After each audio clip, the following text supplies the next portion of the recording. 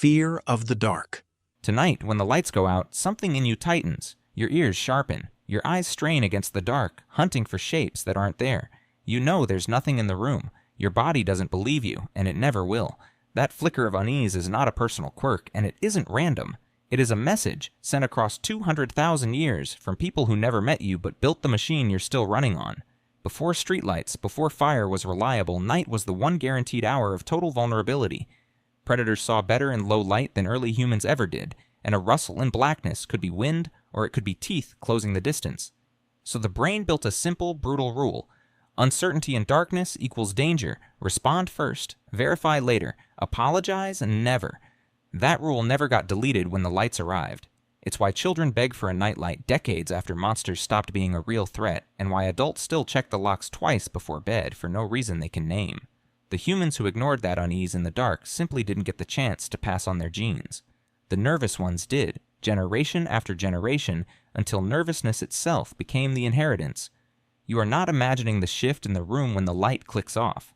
You are running software built by every ancestor who survived a night they shouldn't have. Fear of snakes.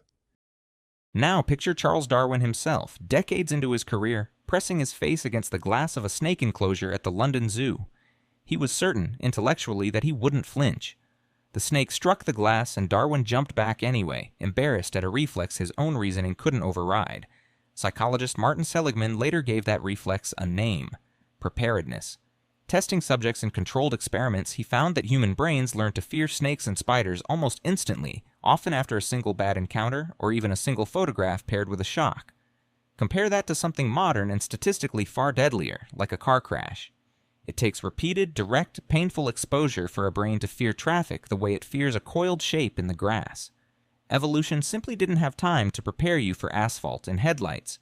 It had millions of years across an unbroken chain of ancestors living in trees and grasslands thick with venomous animals to prepare you for exactly one shape: long, low, and sudden. That is why a coiled hose in your peripheral vision can still stop your heart for half a second, decades after the last time a snake threatened anyone in your family line. Fear of heights. Heights work on the same ancient wiring, but the proof shows up even earlier than memory itself. Long before conscious thought takes hold, infants who can crawl already show a measurable fear of sudden drop-offs. Researchers built a glass-covered ledge for exactly this test, giving babies solid ground to crawl across while a visual cliff appeared beneath the transparent surface.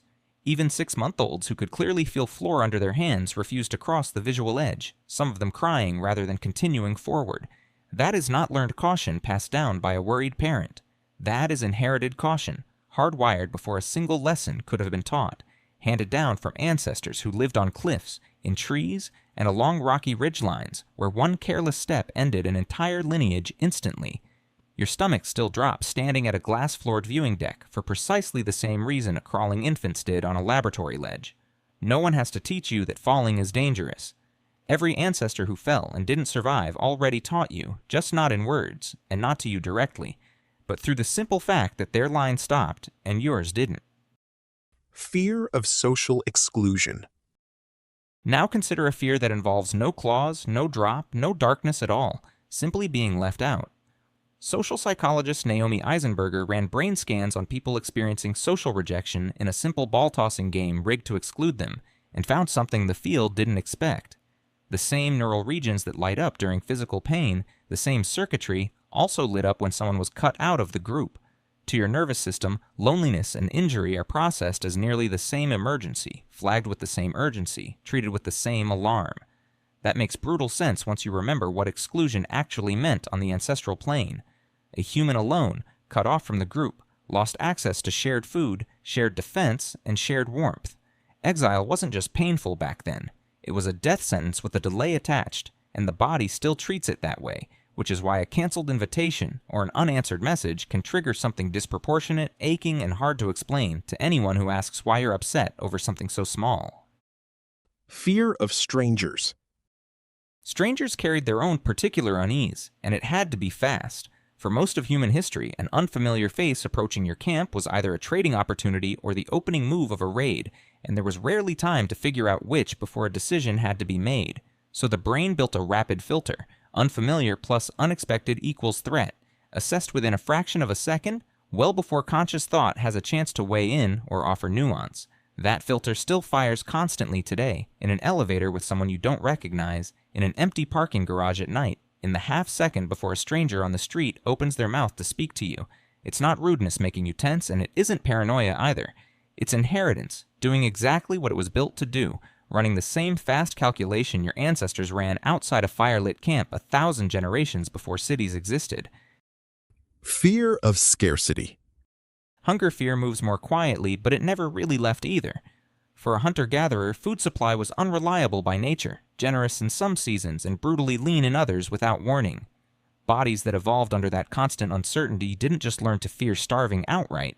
They learned to fear scarcity itself as a signal, stockpiling calories whenever they appeared and craving sugar and fat specifically, because the next lean stretch was never far away and might arrive without notice. That is why an unexpectedly empty pantry can trigger something closer to low-grade panic than mild inconvenience, and why the pull toward calorie-dense food during stress is so difficult to reason your way out of. Your body is still preparing, quietly and constantly, for a famine that for most of you, reading this, will never actually arrive, because no one told your biology the emergency ended. Fear of sudden loud noise. Loud, sudden sound earns its own place on this list, and it earns it instantly, faster than almost anything else on it. A crash of thunder, a car backfiring, a door slamming somewhere in the house, and your whole body flinches before your conscious mind has processed a single detail of what happened. This is one of the fastest reflexes the human body has, faster than deliberate thought, because in the ancestral world, a sudden loud noise usually meant exactly one thing. Something large was moving nearby, and it might be moving toward you. There was no time available for analysis, for weighing probabilities, for calm assessment. There was only time to flinch, duck, or run. And the ancestors who flinched fastest and asked questions later were the ones who lived long enough to flinch again the next day, and the day after that, all the way down to you. Fear of death. Decay. Last and hardest to look at directly sits the fear of death, and specifically the visible physical signs of decay. Across cultures with no historical contact with one another, separated by oceans and thousands of years, the sight and smell tied to decomposition trigger near-identical disgust responses, a reaction so consistent across humanity that anthropologists consider it close to a universal. That disgust was never cruelty toward the dead, and it was never mere squeamishness either. It was a survival tool, keeping the living physically away from disease and contamination long before anyone understood what a pathogen even was, or how illness actually spread between bodies. The unease you feel walking past certain places or thinking too long and too directly about your own mortality is that same old warning system still quietly doing its ancient job, protecting you from a threat your ancestors could smell but never explain. Look at your own week and you will find every one of these 8 fears wearing a modern costume, hiding in plain sight. The dark becomes a horror movie you half enjoy from a lit couch. The snake becomes a spider, dropped suddenly into a bathtub. The cliff becomes a glass elevator you grip the railing inside. The exile becomes being left on red for 6 hours. The stranger becomes the footsteps walking too closely behind you at night.